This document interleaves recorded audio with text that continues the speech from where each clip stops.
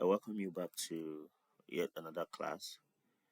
And in today's class, we'll be talking about a very important, very important topic, and that's Lambda, Lambda function. All right, that's Lambda. Lambda is spelled Lambda. All right, that's Lambda.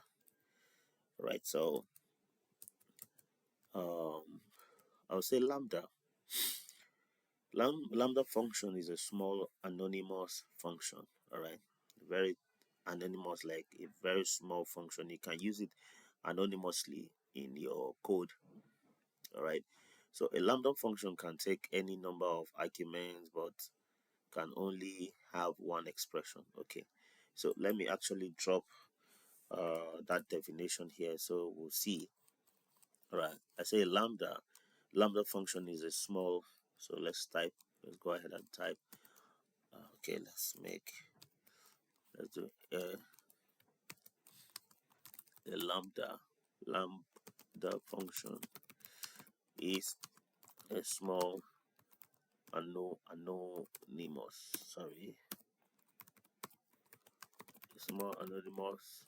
function.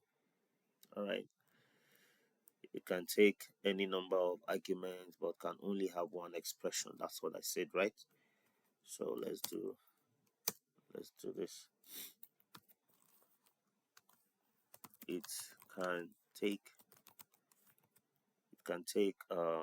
any number of arguments, any number of arguments I hope that arguments. Okay, arguments, like that's the spelling. Okay, but can only have one expression. All right, can only have one expression. So without further ado, let's move quickly into the syntax. Okay, so we have syntax to be something like, okay, let me still comment it out. Lambda, like that. Argument expression. All right, I said arguments expression. That's what I said before.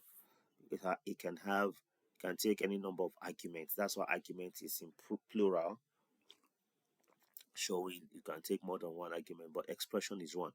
And that's why there's no S at this point.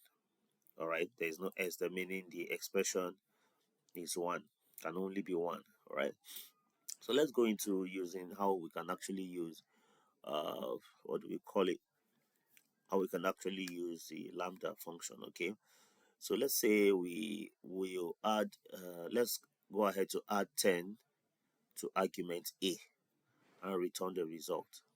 All right, it means at this point we're going to have A, this argument. Okay, we're going to have A, then this expression is what we will run the calculation of the adding of 10 to the arguments. Okay, so let's go ahead. So what we'll do, or what we're going to have in essence, is we're going to have lambda. All right, we'll say A, that's the argument, right? So in this case we're going to have argument. Okay, we can give it a space like that. Most times I love doing that to improve clarity. Then the expression is A, because we should add 10, right? Plus 10. Add 10 to A, right? So that's it. But in a real sense, this function needs to return something. So let's give a variable name X, all right? Or we can say result, all right, is equal to this. So basically, this is how to declare, how to work with lambda. This is one of the expression, all right, as like the same way we gave above. All right, yeah, so what we gave above. So that's how actually we can work with lambda expression. But now you want to go ahead to print out um, X. Normally we can go ahead and do print result. I say X result. We change it to result. Okay, print result. But let's go ahead and click on run and see. You see what we're having. Okay, the function lambda at this, so it means it's not bringing out anything, right? So why? If you check this thing, you realize that we are printing result, but result inside of the function, and result is a function inside of the function. Or okay, let me say it this way: we want to print result at this level. Result is a function. It's a lambda function, and the lambda function will require us to provide the value for a. That's the only time it will execute. So when we say print a result, which is this, all right, and will now go ahead and put a parenthesis, another parenthesis at the front of result, and give the value of the a. So let's say a is 3. So that when we say 10 plus 3, we're supposed to have 13, right? So that's 13. See? So that's how we can actually use it. So at this point, we can actually change this one to multiplication, right? We can change it to asterisk. Okay, as is our custom, let's comment this one out. Okay, so that we'll see our history, like what we've done so far. So let's go ahead again and do X is equal to lambda. All right, what's the expression? A. And then we'll go ahead and do a asterisk. Where's my asterisk? Okay, a asterisk 10. So if we go ahead and do print X, all right, and we put in bracket what, let's say 3. Okay, as we like the same way we the same value we gave before at the end the example preceding this. So if I go ahead and run this, you see we're having 30. Okay, we're having 30 already. All right, so that's how lambda actually works. Okay, we can do it for, okay, we can let's try and have a two or more than 2 arguments. All right, so if I go ahead and I say y is equal to lambda, we'll have a comma b, okay, let's say comma c, so that we just do it once and for all. We can have 2, we can have 3. So here we're going to have a, all right, plus b, sorry, plus b plus c. All right, so when we get here and we do print, we'll now do, what are we printing? Y, and we'll open the parentheses. We'll now give the values for the a, the b, and the c separated with comma, the same way we have here. So the value for a, let's do 2 comma 2, okay, 3 comma, I see it's even labeling it for us. Okay, 4. So 2 plus 3 is 5. 5 plus 4 is 9. So if we go ahead and run it, you see that we're having 9. Okay, so you see that's how lambda actually works. Okay, so you can have multiple, all right, multiple arguments at that level. Now, but why do we use lambda functions? The power of lambda is better shown when you use them as an anonymous function inside another function. In real world scenario, that's what you really see and not what we're doing. This is just an example. All we are showing here is an example. Okay, so say you have a function definition that takes one argument, and that argument will be multiplied with an unknown number. Okay, like this, you want there to be an internal operations. Okay, an argument, sorry, a function is taking one argument, and the argument should be, sorry, and the resulting um you want an operation within the function, okay, that can you have a value that is going to work with your parameter, like the function, the parameter of the function that you're working with. Okay, let's go ahead and and do and type some things out. Okay, excuse me. All right, so let's say what I'm talking about. Let's say we have a function. Let's go ahead and define a function. So let's say my func. Okay, let's give it a one this thing like n. All right.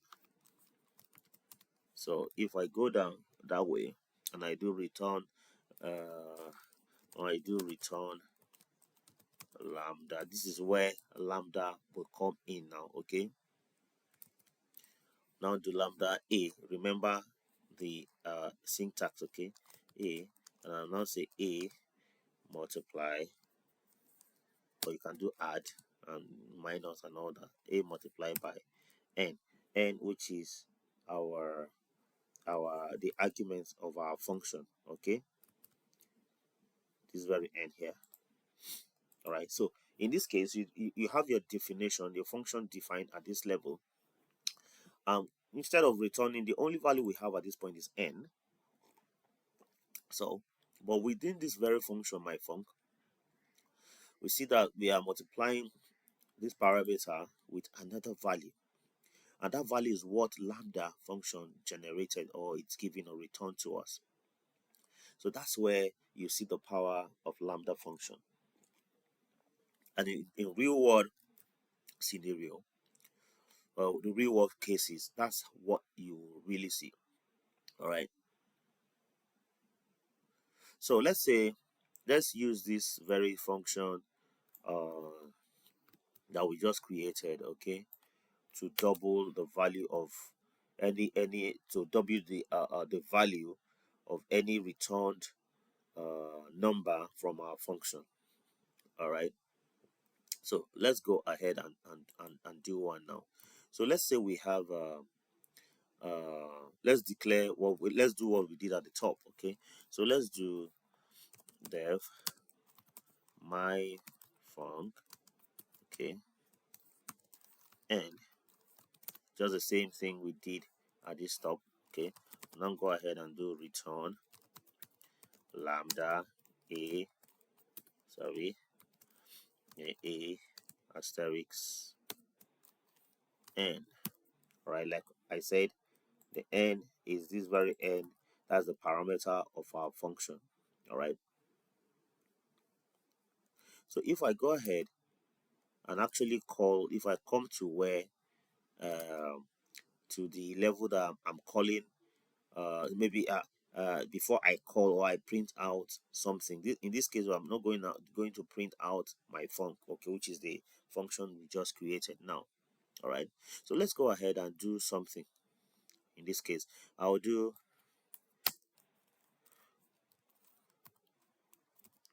my, so we say let's double the stuff, right? Okay, let's say my doubler